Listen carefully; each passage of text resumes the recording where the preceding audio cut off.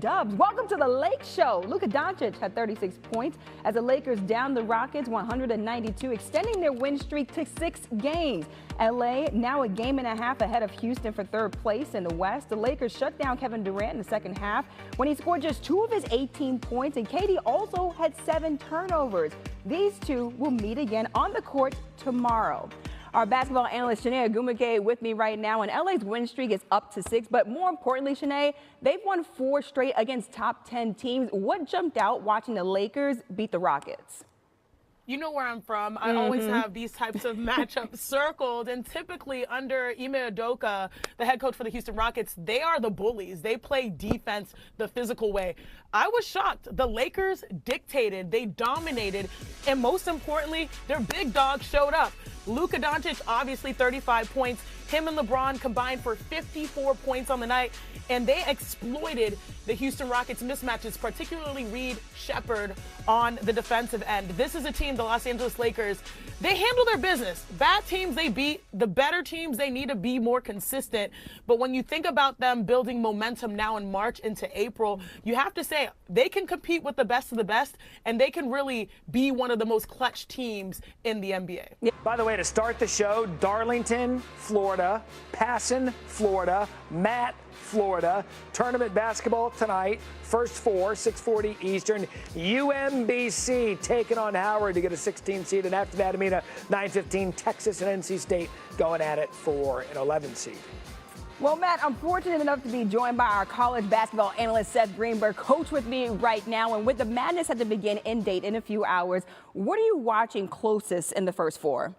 I think it's that Texas-NC State game. You talk about 2 teams. I actually think the winner of this game has a chance to beat BYU and advance in the actual bracket. And when you think about this Texas team, you're talking about Modest Vokatitis. He's big, he's physical, he gets to the free throw line. Mack can make shots, Pope can make shots. They play fast. Now, they got to get some stops. They got to be committed on the defensive end. That is an explosive offensive team. On the other side, NC State. Colt with 6'7" point guard reminds me of Magic Johnson. Paul McNeil knocks down jumpers. Darian Williams is a matchup problem. He can play 4, he can play 3. They've got a toughness. Again, another team, if they can get some stops. These are 2 really talented teams. Yeah.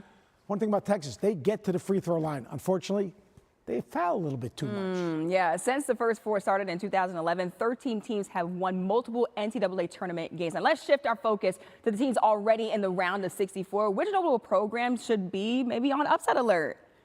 There's a bunch of teams that should be on upset alert, but let's go right to the top. We're talking about Santa Clara and Kentucky. Kentucky, the 10 seed, the 7 seed, the 7-10 game. And when you look at the Santa Clara team, they are big time. That's Mahi knocking down a jump. He's a 6'6" wing. They got positional size. 45% of their shots come from the three-point line. They shoot 35%.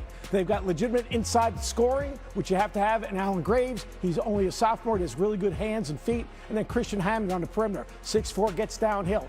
They turn you over. They rebound the ball, Santa Clara. They can score it. Now, another team, they got to be committed defensively, but they are a very dangerous team. Positional size, skill, shot making, and get to the glass and turn you over. Get extra possessions. And we all have a Cinderella story during March Madness. And in celebration of St. Patrick's Day today. It's St. Patrick's exactly. Day. I didn't wear my green. You didn't wear your green. You know what? I forgot. I was busy this morning. Look, give me a team that can hit a streak of luck. I think the winner of the St. John's and Kansas game, if those 2 advance, they get Duke. I think either of those teams have a legitimate shot of knocking off Duke. You're talking about a Kansas team that Darren Peterson's knocking down jumpers. They got rim protection, obviously, Flory Badinga. And then on the other hand, you've got, you're told here, and here is Kansas. Like Darren Peterson's just a little bit different. If he's knocking down shots, playing in the flow of the offense, they got rim protection and Flory Badinga. He's really, really dangerous. And on the other side, St. John's. Turning people over, getting to the offensive net. Zuby Ejiofor, Dylan Mitchell. If their perimeter guys can make some shots, and more importantly, their ability to turn people over. You think about the Duke team, they only have 1 point guard. 1 point guard. So all of a sudden, that's Caden Boozer. Yeah. All right, no Caleb Foster. So all of a sudden, style of play creates opportunities for teams to pull off the upset. Both of these teams have a style of play that could get a depleted Duke team a little bit in foul trouble. Look, I just got a little bit of hairs raising on my arm when you talk about #1 Duke going down. I don't know. You like that, though. Come on, I went to Miami, so you know. I just had to throw it out there. Leave it at the door. We got to check it at the door. You know what? I'll try to be professional, Coach. Level playing field. Trying to keep it level playing field. Coach with the latest. Thanks so much. The NBA. Hello. Good to see you. Great to see you. I'm excited we're doing this. Yes, I am as well. I hear you're a big Harry Potter fan. Yes. Is that true? If you were to be sorted by the sorting hat, what house do you go in? Gryffindor. For sure, Gryffindor? sure. That's Yeah. me too. Flag off under it in. Youngest player in the NBA, Cooper Flag. His size, his skill level, he's truly a special talent.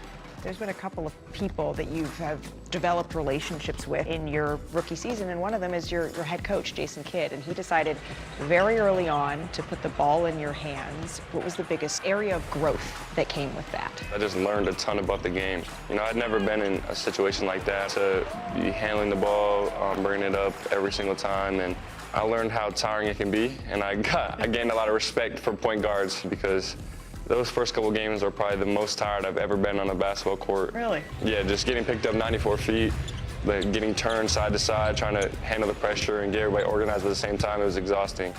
So I learned a lot about, you know, the game and what it takes to run a team, and Coach Kidd, you know, was one of the best at doing that, and, you know, I've learned a lot from him, you know, throughout this year. Kyrie Irving, you all had a conversation about the spotlight and shoes that you are stepping into as the face of a franchise. What did he tell you?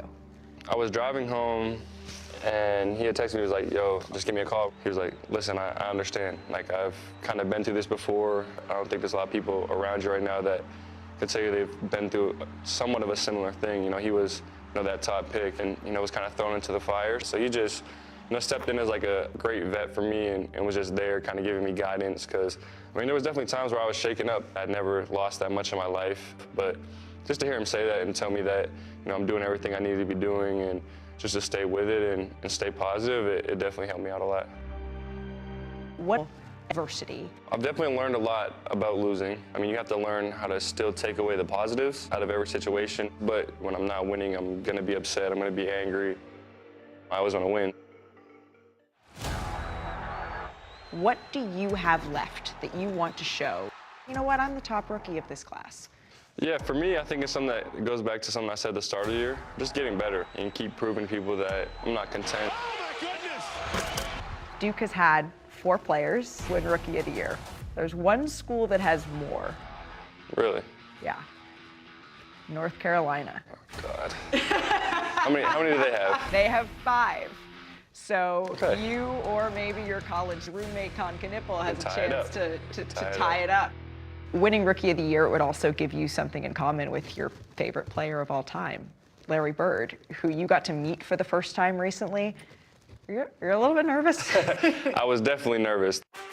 I would say I haven't been shell-shocked a lot in my life. And you had to tease him in the commercial. Were you like, are you sure you're okay with Yeah, it? they kept telling me different lines, and I was like, I don't want to disrespect him. What did he tell you off camera? I was talking to him about like the differences in the league now between the league back then, but a lot of the messages that, you know, he displayed can be seen through his play, like never giving up, being that ultimate competitor, playing hard on every single possession, and those were kind of the biggest things that he said. As long as you have those couple things of competing and